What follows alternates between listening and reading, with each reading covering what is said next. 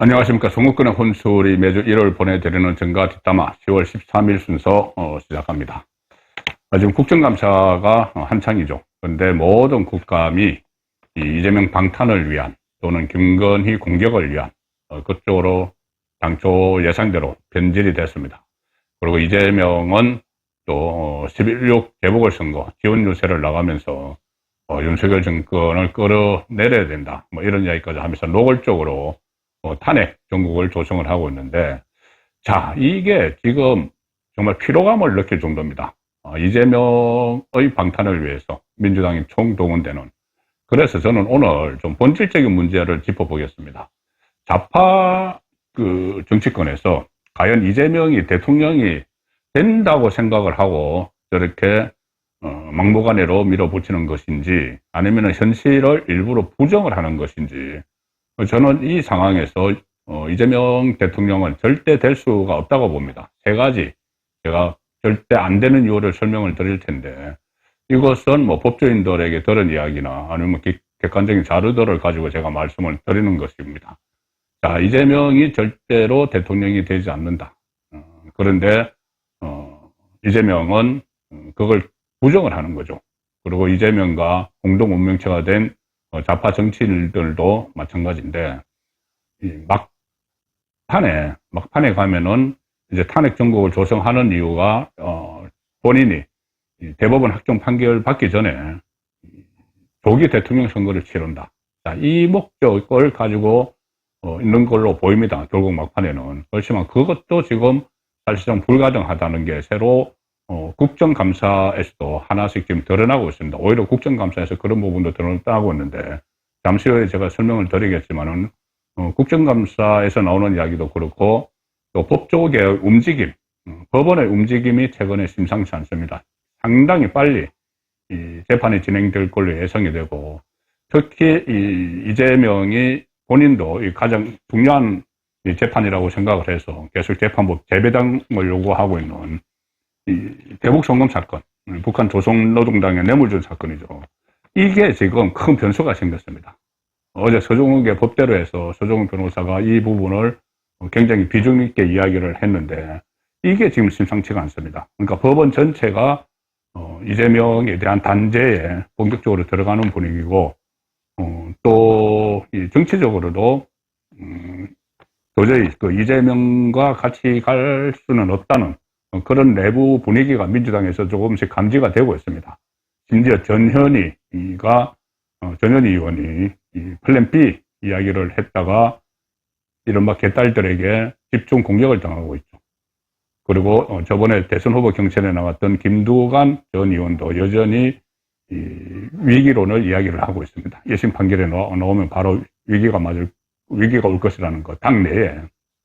자, 그래서 제가 그런 부분들을 종합을 해서 이재명이 죽었다 깨어나도 대통령이 안 되는 이유가 셋 있다. 그리고 차차기도 없다. 일부에서는 뭐 차차기, 당장 27년 대선이 아니더라도 무슨 뭐 형을 살고 나오면은 차차기 뭐 이야기도 일부에서는 하는 것 같은데, 그것도 불가능하다. 어쨌든 이재명은 대통령이 될 수 없다. 그리고 본인이 탄핵 정국을 조성을 해서 대법원 확정 판결에 나오기 전에 조기 대통령 선거를 실시해서 본인이 대통령이 되더라도 대통령이 되는 즉시 끌어내려진다. 사법부에 의해서. 자, 첫 번째는 아무리 해도 지금 2027년 대선까지 그대로 가면은 대선 전에 피선거권이 박탈이 됩니다. 지금 4개의 재판이죠. 자, 첫 번째 1호 1심 선고가 나오는 것이 11월 15일입니다. 한성진 부장판사.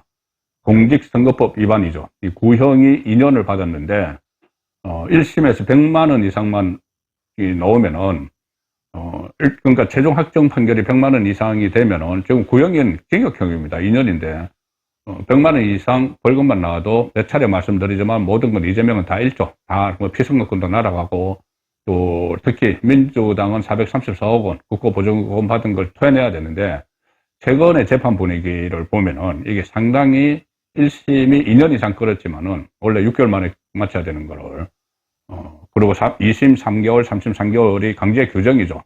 거기에 대해서 지키지 않아도 이게 뭐 징계할 규정이 없기 때문에 막 질질 끄는데, 어쨌든 11월 15일에 1심이 나오고, 그 다음에 2심, 3심, 지금 신속재판을 강조하는 대로, 그렇게 진행이 되면은 6개월, 그러니까 11월 15일 나오고 6개월, 그러면 다음 내년 5월 달쯤은 5월 이전에 대법원 확정 판결이 나옵니다. 그러면은 지금 이재명의 모든 것은 날아가고 민주당은 434원 토해내야 되는 상황이 되는 거죠. 그리고 11월 25일에 1심 선고 2호가 나오죠. 2호. 이것은 지금 날짜가 뭐 한 달 남짓 남았습니다. 첫 1심 1호가 나오는 게 2호 1심 선고가 김동현 부장판사, 위정교사인데 이건 지금 구형 3년을 선고받은 거죠. 그래서 만약에 1심에서 이것은 그 집행유예형이 나오더라도 징역형이 나올 가능성이 상당히 높은데, 이건 사건이 아주 단순합니다. 단순하고 더 이상 2심에서 길게 끌 게 없죠. 녹음 파일도 다 나와 있고 위정을 교사하는 것, 그리고 심지어 유창훈 영장판사가 저번에 영장을 기각할 때도 이것은 범죄 혐의가 소명된다고 이야기를 했고, 정인이라고 단 2명, 김진성 씨하고 최초로 PD, 이렇게 되니까 더 끌 게 없습니다. 그러면 이거 2심, 3심 신속히 진행되면 이것도 내년 봄 되면은 최종 확정 판결이 나와서 공고형 이상이 되면은 모든 걸 또 날아가니까는 그 상황이고, 그리고 대북 송금 사건에서 큰 변수가 하나 발생을 했습니다. 이거는 이재명의 조기 그 법정 구속까지도 가능한 쪽으로 지금 흘러가고 있는데, 이 서정구 변호사도 어제 이것을 아주 자세하게 설명을 했죠. 법정에서 이게 4건 중에 최고형이 가능한 겁니다. 지금 4건의 재판 중에서 대북 송금이 특가법상 뇌물죄이기 때문에 그렇죠. 지금 이 공범인 이화영이 2심을 받고 있죠. 2심을 받고 있는데 이게 최종 신속하게 종결이 될 걸로 지금 예상이 됩니다. 갑자기 변수가 생겼습니다. 그러면은 이재명이 재판을 제대로 진행되지도 않은 채 이재명 재판이 유죄를 받고 법정 구속이 시도될 수도 있다. 자, 이 분석이 나옵니다. 왜 그러냐 하면은 지금 이 따로 보셔야 됩니다. 이화영이 저번에 1심에서 9년 6개월 선고를 받았죠. 9년 6개월 1심에서 선고를 받았는데, 거기서 이제 8년은 본인의 뇌물죄나 이런 겁니다. 뇌물죄 같은 거, 횡령 같은 게 이제 본인 개인 비리고, 그리고 1년 6개월이 이 대북 송금인데, 대북 송금 중에서 외환관리법 위반 같은 겁니다. 자, 이거를 항소심이 시작이 됐고, 2심이 시작이 됐고, 그리고 북한에 뇌물을 준 거, 외국한 관리법과 뇌물은 또 다른 성격이 다르죠. 같은 돈일지라도 지금 1년 6개월 받은 건 외국한 관리법이고, 조선노동당에 그 돈이 갔다. 이건 또 다른 거죠. 이건 뇌물이죠. 제3자 뇌물. 이재명과 같이 공범으로 기소가 됐습니다. 이거는 이재명과 같이 또 1심을 받습니다. 이하영은. 지금 2심에 올라간 거는 본인의 개인 비리, 뇌물 받은 거, 본인이 이제 쌍방울로부터 뇌물 받은 거, 그것하고 외국한 관리법이 2심에 올라간 거지. 1심 북한에 뇌물 준 거, 쌍방울에 뇌물 받은 거 말고 김성태를 통해서 북한에 뇌물 준 거, 이거는 이재명과 공범이죠. 이거는 1심 재판을 이재명과 지금 같이 시작을 하는 겁니다.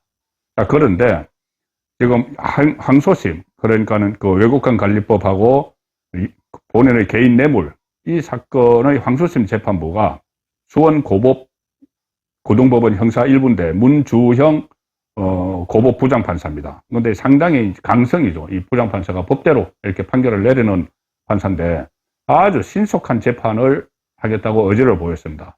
뭐라고 했냐면은 2심의 구속기간이 6개월, 최장 6개월이죠. 6개월에서 2개월 더 할 수도 있는데 그 6개월 이내에 법정 구속기간, 그러니까는 만약에 6개월 안에 2심 선고가 안 나오면 풀어줘야 된다는 이야기죠. 1심에도 이제 그런 게 있습니다. 근데 2심 6개월인데 그 6개월 안에 다 마치겠다. 재판 다 끝내겠다. 2심을 6개월 안에 끝내겠다. 끌지 않겠다. 이걸 법정에서 공개적으로 선언을 했습니다. 그래서 10월 24일, 며칠 안 남았죠. 10월 24일에 변론을 종결한다. 변론을 종결하고, 그럼 이제 올해 안에 다 선고를 마치겠다. 자, 이렇게 됐습니다. 올해 안에 이하영의 2심 선고가 끝나면은 어떤 상황이 벌어지냐 하면은 이 상황에서 지금 이재명과 이화영이 이 대북 송금 뇌물죄로 북한 조선노동당에 뇌물 준 걸로 신진우 부장판사가 1심을 지금 공판 준비 기일을 열고 있죠. 다 시작을 했죠.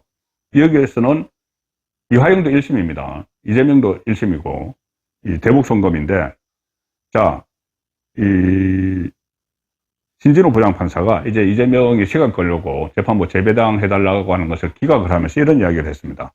증거법상 상급법원에서, 그러니까 수원고법이죠. 조금 전에 재판을 올해 안에 끝내겠다고 한 상급법원에서 구속을 그대로 시키게 되면은, 그러니까 1심에서 9년 6개월 받아서 구속된 것을 이 6개월 그 구속기간, 고등법원 구속기간 내에 그대로 구속시키는 그 재판이 결과가 나오면은 1심인 우리는 심리를 중복적으로 안 하겠다. 중복 심리를 안 하겠다고 이야기를 했습니다. 무슨 이야기냐 하면은, 문재영 고법 부장판사가 6개월 안에 이거를 올해 안에 그러니까는 재판을 끝내버리면은, 그러면은 이 계속 혐의가 유죄가 되면은 800만 달러, 300만 달러는 이재명 방북 비용으로 보낸 거, 500만 달러는 스마트폰 사업비, 합해서 800만 달러, 111억 원 정도 되죠.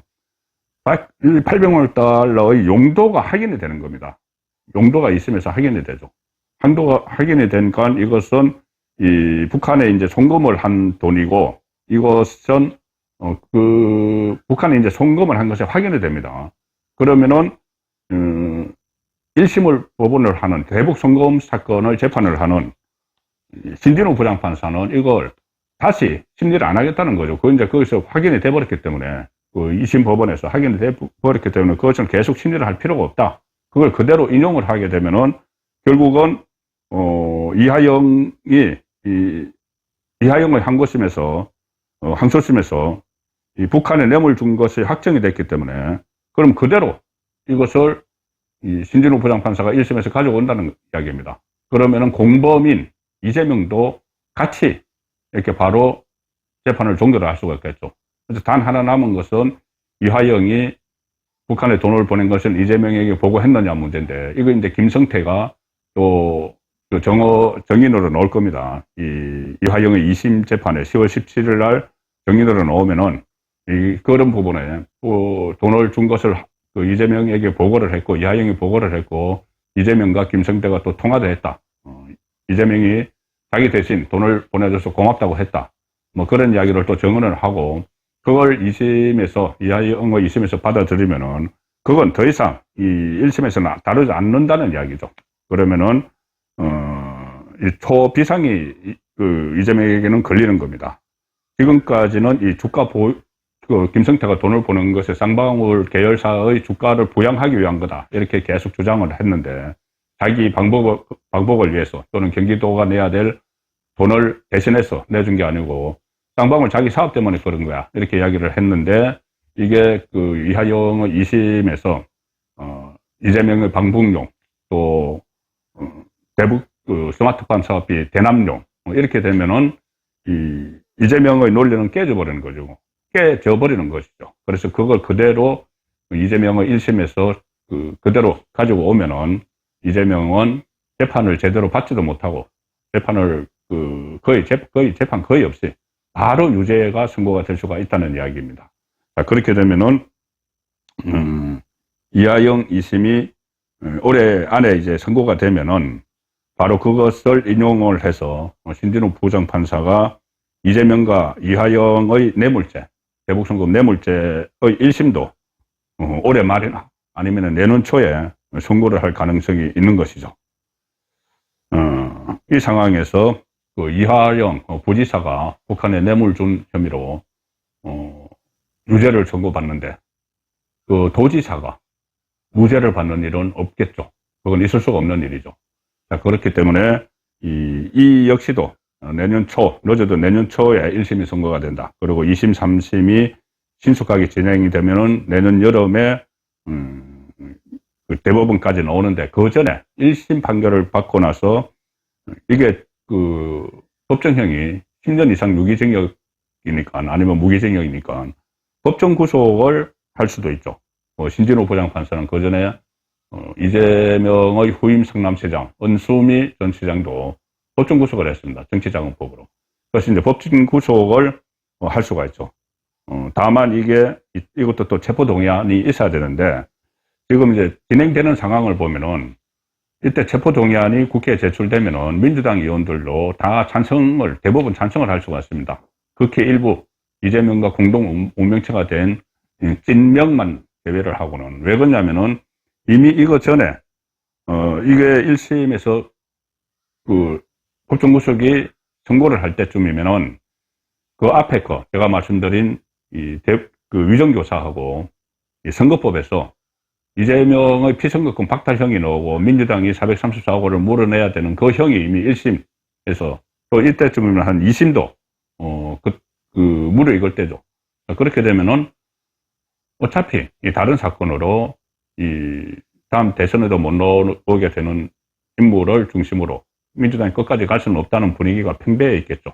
그리고 선전론이 부상이 될 테고, 그 대안론 해서 김경수도 그때는 이제 귀국해 있을 때고, 김부겸, 경기도지사 김동연, 이낙연, 이렇게 대안론도 막 부상이 될 테니까는 아마 그때쯤이면은, 민주당에서 이재명에게 등을 돌리기 시작할 시점이어서 그때면은 체포동의안이 가결이 될 가능성이 상당히 높아지는 시점이 되는 것이죠.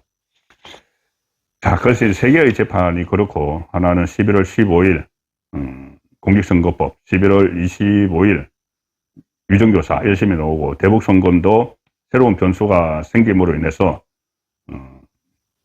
공범인 이화영의 2심이 신속 종결되면서, 대북송금으로 따로 이재명과 같이 공범으로 기소된 1심 재판이 굉장히 스피드하게 진행이 되면은, 이재명에 대해서도 법정 구속까지도 시도가 될 수 있는 상황이 됩니다. 그리고 이것도 굉장히 2심, 3심도 굉장히 빨라질 수가 있는 상황이 되는 거죠. 전체 지금 법원의 흐름이 그렇습니다.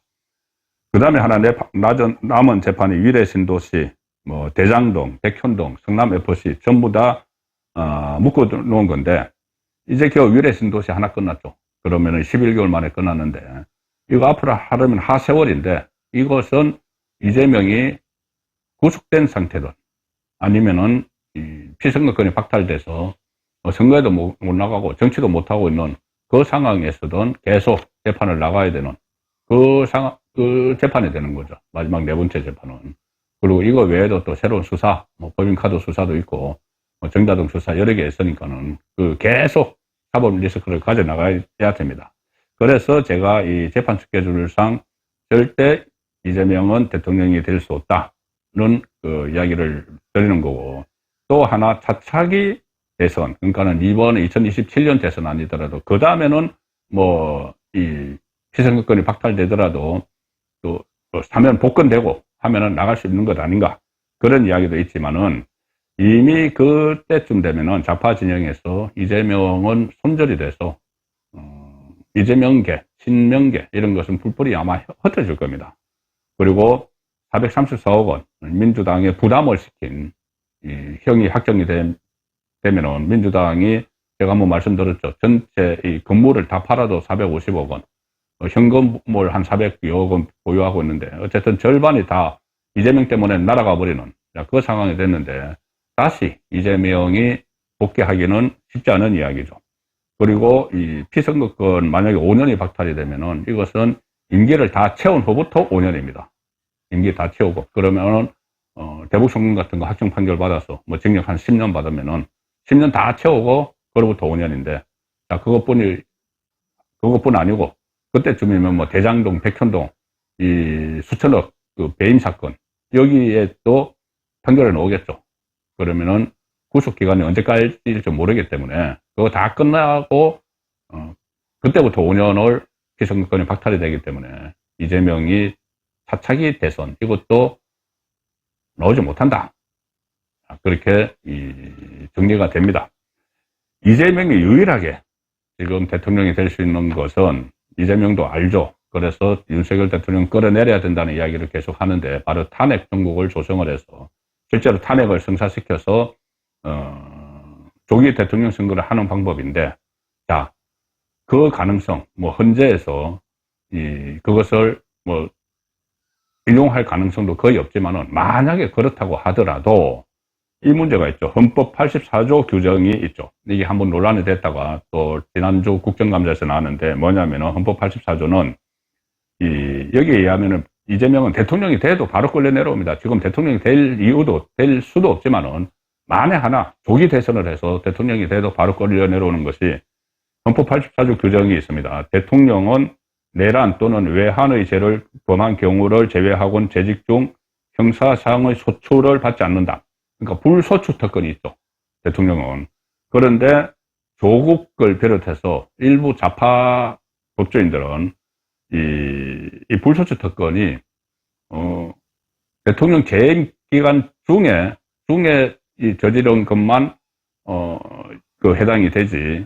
그러니까 그것뿐이 아니라 대통령 재임 중뿐만 아니라 대통령이 되기 전에 소추된, 기소된, 그러니까 재판을 넘겨진 것도 대통령 되면 중단된다.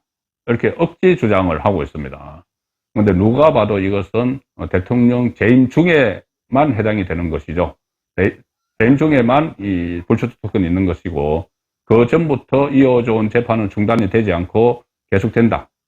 자, 그리고 만약에 거기서 계속되다가 대법원에서 피선거권 박탈형이 나오면은 대통령직에서 물러나야 된다. 이것이 이제 대부분 법학자들의 이야기인데, 지난주 국정감사에서, 그러니까 헌법에 대해서 해석을 하는 권한이 있죠. 사실상 6건 해석 권한이 있는데, 헌법재판소에서 사무처장이 분명히 입장을 정리를 했습니다. 법사위 국감에서 김정원 헌법재판소 사무처장이 현재, 그러니까 대통령이 되면은, 대통령이 임기 중에 당선 무효형이 선고가 되면은 대통령직을 상실을 하느냐, 이렇게 국민의힘 의원이 물어보니까 이렇게 이야기합니다. 현재 사무처장이 법률 효과상으로 그렇다고 보인다.